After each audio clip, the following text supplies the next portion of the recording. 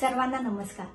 आजचं युग हे स्पर्धेचं युग आणि या स्पर्धेच्या युगामध्ये माझं मूल टिकावं म्हणून पालक म्हणून माझी भूमिका काय असेल हे आपण आज थोडक्यात समजून घेणार आहोत. आज आपण भारत टॅलेंट सर्च परीक्षेविषयी माहिती घेणार आहोत.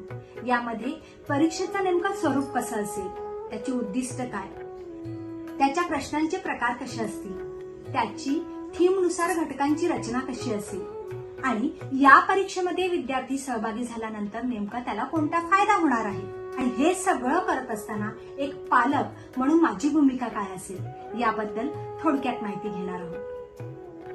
नमस्कार पालक मित्रांनो. लाईफ बियॉन्ड स्कूलिंग, शिक्षणाच्या पलीकडे जीवन. भारत टॅलेंट सर्च ज्ञानाचे जीवनात उपयोजन यावर आज आपण थोडक्यात हितगुज करणार आहोत. भारत टॅलेंट सर्च परीक्षेचा अभ्यासक्रम हा शालेय विषय संकल्पनाचे जीवनातील संदर्भ स्पष्ट करतो. आधुनिक आणि सांस्कृतिक दृष्ट्या संपन्न भारत घडवतो.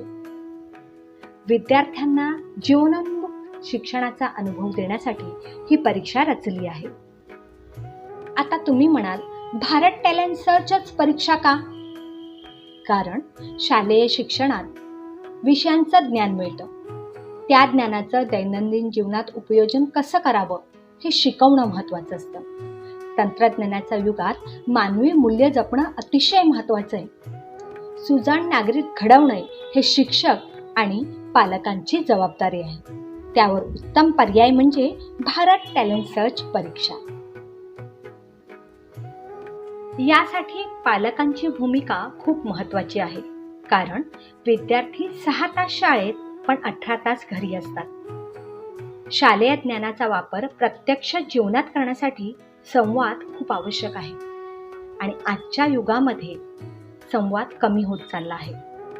आपण पालकांना शिकवलेलं ज्ञान जीवनात कसं वापरायचं याचं मार्गदर्शन करणं गरजेचं आहे. पालकांच्या संवादाने विद्यार्थ्यांचा आत्मविश्वास वाढतो. त्यामुळे आपली भूमिका खूप महत्त्वाची आहे. चला तर मग विचार कसला करताय?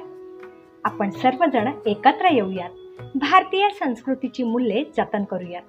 आपण सर्व मिळून भारताचे मूल्य जपूया आणि सांस्कृतिक दृष्ट्या संपन्न भारत घडवूया. शिक्षण फक्त माहितीपुरते नाही, ते जीवन समृद्ध करण्याचे साधन आहे. आपल्या पाल्यांना जीवनाभिमुख शिक्षण देऊया. आधुनिक आणि सांस्कृतिक दृष्ट्या संपन्न भारत घडवूया. चला आपल्या पाल्यासाठी एक उज्ज्वल भविष्यासाठी हातभार लावूयात. भारत टॅलेंट सर्च परीक्षेत आपण सर्व सहभागी होऊयात. धन्यवाद.